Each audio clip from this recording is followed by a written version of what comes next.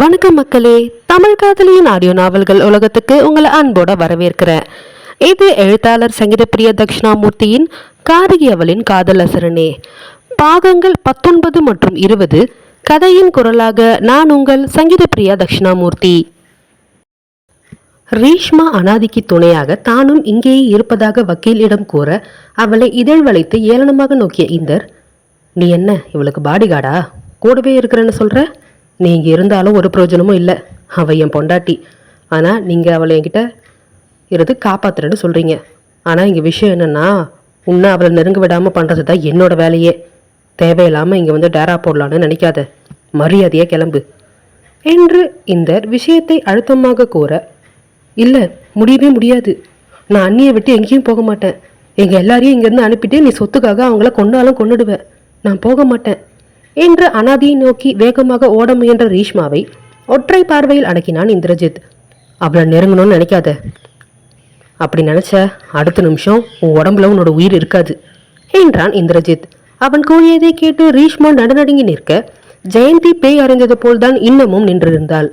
அங்கே நடக்கும் நிகழ்வுகளைக் கண்டு அனைவருக்கும் அடுத்து என்ன பேசுவது என்று புரியாமல் இருக்க, இந்திரஜித் வக்கீலிடம் கண்ணசெவில் ஏதோ கூற, அவன் ஏற்கனவே கூறியதின்படி அடுத்ததாக காயை நகர்த்த துவங்கினார் அந்த வக்கீல். சார், நீங்கள் பண்ணுறதெல்லாம் கொஞ்சம் கூட சரி கிடையாது. உங்கள் மேலே தப்பு இல்லைன்னும் போது நீங்கள் எதுக்கு இவ்வளோ பயப்படணும்? அந்த பொண்ணு இங்கே தன்னோட அன்னைக்கு துணையாக இருக்கிறேன்னு சொல்லும் போது உங்களுக்கு எதுக்கு இவ்வளோ கோவம் வருது? உங்கள் மேலே தப்பு இல்லை தானே? அப்போ அவளை இங்கே தங்குறதுக்கு ஏற்பாடு பண்ணுங்க என்று வக்கீல் கூற, ஓ அப்போ என் மேலே தப்பு இருக்குன்னு சொல்கிறீங்களா? தப்பு செஞ்சவன் தான் பயப்படணும். எனக்கு எந்த பயமும் கிடையாது.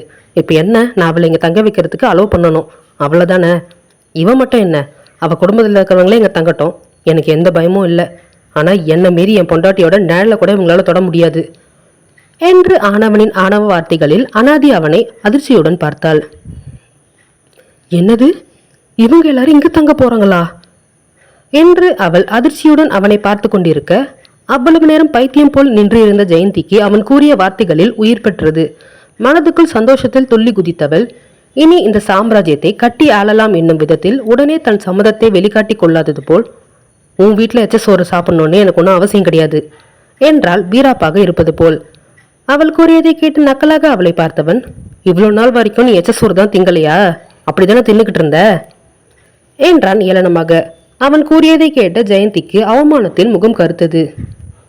நீ அவ்வளோ கஷ்டப்பட்டியெல்லாம் இங்கே இருக்கணும்னு அவசியம் இல்லை, நீ தாராளமாக இங்கிருந்து போகலாம் என்றான் கேலியாக இந்திரஜித். அவன் கூறியதை கேட்டு பதறியவள் எங்கே தன் திட்டம் தோற்றுவிடுமோ என்ற பயத்தில், இல்லை இல்லை, என் பொண்ணை மட்டும் உன்னை நம்பி என்னால் இங்கே விட்டுட்டு போக முடியாது. அதனால் அவளுக்கு துணையாக நாங்களும் இங்கே இருக்கோம்.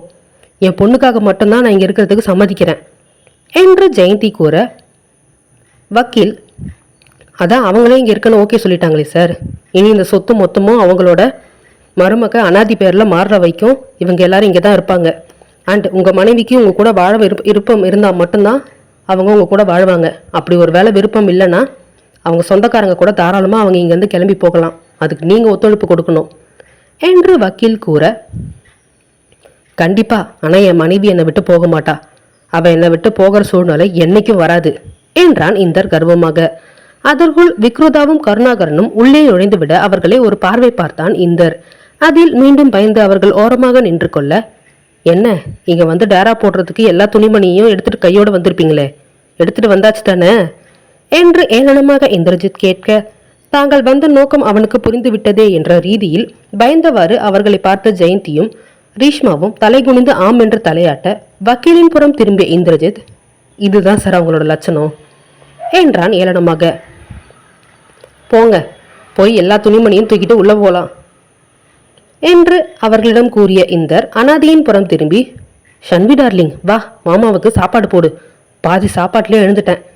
இன்னைக்கு உன்னோட கைப்பக்குவம் எவ்வளோ டேஸ்டாக இருந்துச்சு தெரியுமா? வா வா சீக்கிரம் வா என்று அவளை தோள் மேல் கை போட்டு தன்னோட அவன் அழைக்க, ஏன் உனக்கு சாப்பாடு பரிமாறத்துக்கு கூட என் மருமகன் தான் வேலை செய்யணுமா? இந்த வீட்டில் எத்தனையோ வேலைக்காரங்க இருக்காங்க, அவங்கள வச்சு சாப்பாடு பரிமாறி நீ சாப்பிட வேண்டியது தானே என்று ஜெயந்தி தலையை விட திரும்பி அவளை ஒரு பார்வை பார்த்தான் இந்திரஜித். அந்த பார்வையில் என்ன உள்ளது என்பதை யாராலும் புரிந்து கொள்ள முயலவில்லை.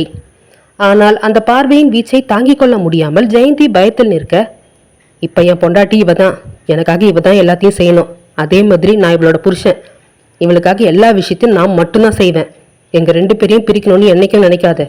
அப்புறம் உயிரோட இருக்கும்போதே நரகத்துல வாழ்ற கஷ்டம் என்னங்கிறத நான் உனக்கு காட்டுவேன் என்று இந்திரஜித் அவளை அழுத்தமாக பார்த்துவிட்டு அனாதியை இழுத்துக்கொண்டு அங்கிருந்து நகர, மீண்டும் டேபிளின் அருகே போடப்பட்டிருந்த நாற்காலியில் அனாதியை அமர வைத்தவன் இன்னும் அவள் அப்படியே அதிர்ச்சியிலிருந்து வெளிவராமல் இருப்பதைக் கண்டு தனக்கு தானே ஒரு பிளேட்டை எடுத்துக்கொண்டு அதில் மீண்டும் உணவை பரிமாறி அனாதியை பிடித்து இழுத்து தன் அருகே அமர வைக்க, அதில் சுயநினைவிற்கு வந்தவள் பதட்டத்துடன் ஐயோ என்ன பண்றீங்க என்று வேகமாக எழுந்து கொள்ள முயற்சிக்க, உட்கார் ஷன்வி என்றான் அழுத்தமாக இந்தர். அவன் வார்த்தைக்கு கட்டுப்பட்டு அவள் அமைதியாக அமர்ந்துவிட இட்லியை சட்னியில் தொட்டு அவளுக்கு வாயின் முன்பு கரத்தை நீட்டினான் ஆனவன். அவனின் செயலில் விழி விரித்தவள் நீங்க சாப்பிடுங்க, எனக்கு வேண்டாம் என்றாள் அவசரமாக. அதான் நான் சாப்பிட்டேன்ல, இப்ப நீ சாப்பிடு என்று அவன் கூற, உங்களுக்கு தானே பசிக்குதுன்னு சொன்னீங்க, நீங்க முதல்ல சாப்பிடுங்க, அப்புறம் நான் சாப்பிட்றேன் என்றாள் மீண்டும். அதற்கு இந்திரஜித்தோ உன்னை சாப்பிடுன்னு சொன்னேன் என்று அவன் மீண்டும் அழுத்தமாக கூற, இல்ல நான் என்ன சொல்ல வரேன்னா என்று அவள் பேச தடுமாற அதற்குள் அவள் வாயில் உணவை திணித்து விட்டான் ஆனவன். அவனின் இந்த செயல்களை எல்லாம் பார்த்து வயிறெறிந்து நின்று இருந்தனர் ஜெயந்தி, ரீஷ்மா, விக்ருதா மூவரும். அடுத்து என்ன நிகழப்போகிறது என்பதை அடுத்த அத்தியாயத்தில் காணலாம். காரிகேவனின் காதல் அசுரனே பாகம் 20. ஷன்வி, இப்ப நீ சாப்பிடலன்னா அப்புறம் எனக்கு செம்ம கோவம் வந்துடும், ஒழுங்கு மரியாதையா சாப்பிடு என்று அவளை மிரட்டிவிட்டு இந்தர் அவள் வாயில் உணவை ஊட்ட துவங்க, அவளும் தன் எதிரே நின்று தன்னையே உரித்து விழித்து கொண்டிருக்கும் ஜெயந்தி, ரீஷ்மா, விக்ருதா மூவரையும் பயத்துடன் பார்த்தவாறு இந்தர் ஊட்டிய உணவை உண்டு கொண்டிருந்தாள். அவள் பார்வை செல்லும் திசையை பார்த்த இந்தர், அங்க என்ன பார்வை, இங்க பார்த்து சாப்பிடு என்றான் உருமலாக. அதில் சட்டன தலையை கீழே குனிந்து கொண்டு அவள் உணவு உண்ண துவங்க, கண்கள் சிவக்க ஜெயந்தி, ரீஷ்மா மற்றும் விக்ருதாவை திரும்பி ஒரு பார்வை பார்த்தான் இந்திரஜித். அவனின் பார்வையின் தாக்கத்தில் மூவரும் பயத்தில் ஒரு அடி பின்னே நகர்ந்துவிட, கருணாகரன் அந்த வீட்டின் ஆடம்பரத்தை தான் ஆவென்று வாயை பிளந்து பார்த்து கொண்டிருந்தார். இங்க என்ன பார்வை, அப்படி போய் ஓரமா நில்லுங்க, என் பொண்டாட்டி சாப்பிட்டு முடிக்கிற வரைக்கும் எந்த டிஸ்டர்பன்ஸும் இருக்கக்கூடாது, அண்டர்ஸ்டாண்ட் என்று இந்திரஜித் கர்ஜிக்க, அதில் பெருத்த அவமானம் ஆகி போய்விட்டது அனைவருக்கும். மெதுவாக ஒரு ஓரமாக சென்று அவர்கள் அனைவரும் நின்று கொள்ள பொறுமையாக அவளுக்கு உணவை ஊட்டி கொண்டிருந்தான் இந்திரஜித். அம்மா, இதெல்லாம் பார்க்கும்போது எனக்கு வயிறு எரியுதுமா, எவ்வளவு தைரியம் இருந்தா அந்த பிச்சைக்காரி நம்ம முன்னாடியே உட்காந்து திமுற சாப்பிட்டுக்கிட்டு இருப்பா, இதுல அவ வேற அவளுக்கு ஊட்டி விடுறான், இதெல்லாம் பார்க்கும்போது எனக்கு அப்படியே அவளை கொல்லணும் போல இருக்கு என்று ரீஷ்மா மெல்லிய குரலில் வார்த்தைகளை கழித்து துப்ப, விக்ருதாவும் அதை ஆமோதித்தாள். ஆமா அத்தை, இந்த பிச்சைக்காரிக்கு வந்த வாழ்வை பார்த்தீங்களா, நம்மள நிற்க வச்சு அவ உட்காந்து சாப்பிட்றா, இதையெல்லாம் எங்க போய் சொல்றது என்று அவளும் காழ்ப்புடன் கூற, அமைதியே இருங்க, நம்மளுக்கு ஒரு நேரம் வரும், இவன் இந்த வீட்டில் இருக்கிற வரைக்கும் தான் இவன் இப்படி சுதந்திரமா இருக்க முடியும், இவன் வேலைக்கு கிளம்பி போயிட்டானா அப்புறம் நம்ம ராமஜெயத்தை இங்கே காட்டலாம், இவ எப்பயுமே நம்மளுக்கு கீழே நம்மளோட அடிமையாக தான் இருக்கணும், நம்ம இவளை அடிமையாக்கி காட்டுவோம், நம்ம ராஜ்யம் மட்டும்தான் இங்கே என்று ஜெயந்தி வன்மத்துடன் கூற, அதன் பின்புதான் ரீஷ்மா மற்றும் விக்ருதாவிற்கு மனம் நிம்மதி ஏற்பட்டது. போதும் என்று அனாதி மறுக்க 5 இட்லிகளை அவளுக்கு முழுதாக ஊட்டி முடித்தவன் அந்த தட்டில் கை கழுவியவாறு, இவ்வளவு பசி இருக்கு, ஆனா அப்புறமா சாப்பிட்டுக்கிறேன்னு சொல்ற, அறிவு இருக்கு அவனுக்கு என்று அவளிடம் கடிந்து கொண்டே கூற, எனக்கு எப்பவுமே பசி தெரியாதுங்க என்றாள் மென்மையான குரலில் அனாதி.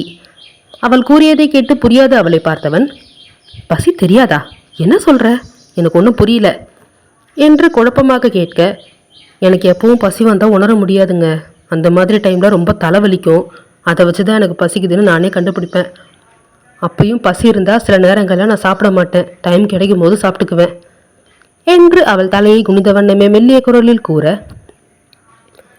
இனிமேலும் அப்படி இருக்காத என்றான் கட்டளை குரலில். அதில் அவள் விழுக்கென்று அவனை நிமிர்ந்து பார்க்க, நான் சொன்னதுதான், இனிமே பசிச்சுதுன்னா உடனே சாப்பிடு, அதான் நீ சொல்றிய தலைவலி வந்தால் உனக்கு பசிக்குதுன்னு அர்த்தம்னு, அந்த மாதிரி நேரத்தில் உடனே நீ சாப்பிட்டு தான் ஆகணும், நீ எனக்காக இல்லைனாலும் உனக்காகவாது இந்த உலகத்தில் வாழ்ந்து தான் ஆகணும், அதனால் ஒழுங்காக சாப்பிட்டு உடம்ப பார்த்துக்கோ, நாளைக்கே நான் இந்த உலகத்தில் இல்லாமல் போயிட்டா கூட நீயே தான் உன்னை கவனிச்சுக்கணும், உனக்காக இங்கே அக்கறைப்படுறதுக்கும் கவலைப்படுறதுக்கும் என்னை தவிர வேறு யாரும் இல்லை என்று அவன் கூறிக்கொண்டே செல்ல அவனை தான் பார்த்து கொண்டிருந்தாள் பெண்ணவள். கைகளை அங்கிருந்த டிஷ்யூ பேப்பரில் துடைத்துக்கொண்டு எழுந்து ஹாலிற்கு வந்த இந்திரஜித் அங்கு ஓரமாக நின்றிருந்த நால்வரையும் பார்த்து கொண்டே ஏளனமாக ஒரு சிரிப்பை இதழில் உதிரவிட்டவாறு அங்கிருந்த ஒற்றை சோஃபாவில் கால் மேல் கால் போட்டு அமர்ந்தவன், ராமையா என்று சத்தமாக அழைக்க அவன் குரலில் ஓடோடி வந்தார் அந்த வீட்டில் வேலை செய்யும் வேலைக்காரர். சொல்லுங்க ஐயா என்று கைகளை கட்டிக்கொண்டு பணிவுடன் அவர் வினவ, இவங்க 4 பேருக்கும் ஸ்டோர் ரூம் பக்கத்தில் இருக்கிற ரூமை ரெடி பண்ணி கொடுத்துருங்க என்றான் கட்டளை குரலில். அவன் கூறியதை கேட்டு எகிரிக்கொண்டு வந்தாள் விக்ருதா. அது எப்படி 4 பேருக்கும் ஒரே ரூமை கொடுப்பீங்க? எனக்குன்னு தனியாக பிரைவசி இல்லையா?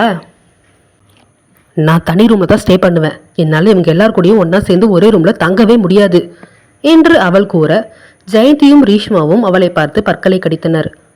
அம்மா, நம்ம என்ன அவ்வளோ மட்டமாக போயிட்டோமா? அவளுக்கு எவ்வளவு தைரியம் இருந்தால் இவ்வளோ திமிரா பேசுவா?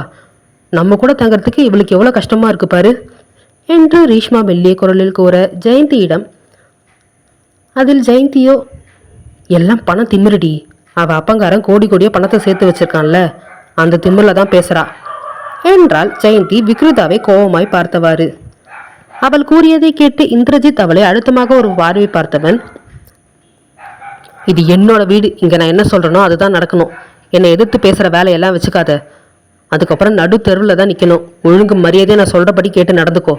நீங்கள் எல்லாரும் ஒரே ரூமில் தங்கி தான் ஆகணும். இது என்னோட ஆர்டர் என்று கட்டளையாக கூறியவன், ராமையா எல்லாரையும் கூட்டிகிட்டு போ என்றான் வேலையாளிடம். சரிங்க ஐயா என்று கூறிவிட்டு அவர்கள் அருகே சென்ற அந்த வேலைக்காரர், வாங்க என்று கூற தாங்கள் கொண்டு வந்த பெட்டி படுக்கைகளை எல்லாம் தூக்கி கொண்டு அந்த வேலையாளின் பின்னே சென்றனர் அனைவரும். சே, இப்படி இதுங்க கூட சேர்ந்து இருக்கணும்னு நம்ம தலையில் எழுதியிருக்கு போல. பேசாமல் அப்பா வீட்டிலே இருந்திருக்கலாம். இந்த அனாதிக்காவை பழி வாங்கணும்னு இப்போ இவங்க கூட சேர்ந்து குப்பை கொட்ட வேண்டிய நிலைமை வந்துடுச்சு என்று புலம்பிக் கொண்டே விக்ருதா செல்லும் அவர்களை பார்த்த இந்திரஜித், இனிமே தானே எல்லாம் ஆரம்பிக்க போகுது, இனி பார்ப்பீங்க இந்த விஸ்வக் இந்திரஜித்தோட ஆட்டத்தை என்று தனக்குள்ளேயே கூறிக்கொண்டான். அவர்கள் அனைவரும் சென்ற பின்பு டைனிங் டேபிளின் அருகே இருந்த உணவுகளை எல்லாம் எடுத்து ஓரமாக வைத்துவிட்டு டைனிங் டேபிளை துடைத்துக் கொண்டிருந்த அனாதியை பார்த்தவன், மேடம், என் கூட கம்பெனிக்கு வரதுக்கு உங்களுக்கு விருப்பம் இருக்கா இல்லையா என்று நக்கலாகவும் அதே நேரம் சத்தமாகவும் கேட்க, அதான் நான் சொன்னல வரலன்னு என்று அவ பயத்தில் திக்கி திணறி கூற, நானும் உங்ககிட்ட சொல்லிட்டேன் நீ வந்துதான் ஆகணும்னு என்று அவள் கூறியதைப் போலவே கூறியவன், இன்னைக்கு ஒரு நாள் மட்டும் விடுறேன், நாளையிலிருந்து நீ கண்டிப்பாக என் கூட வந்துதான் ஆகணும், புரியுதா என்று அழுத்தமாக இந்திரஜித் கூற தானாகவே பயத்தில் சரி என்று அவள் தலையாடியது. ஒருமுறை அவளை அழுத்தமாக பார்த்தவன், பத்திரமா இரு என்று கூறிவிட்டு அங்கிருந்து வெளியேறிவிட செல்லும் அவனை தன் மனதில் வலியுடன் பார்த்தவாறு நின்று இருந்தாள் அனாதிகா. அடுத்து என்ன நிகழப்போகிறது என்பதை அடுத்த அத்தியாயத்தில் காணலாம்.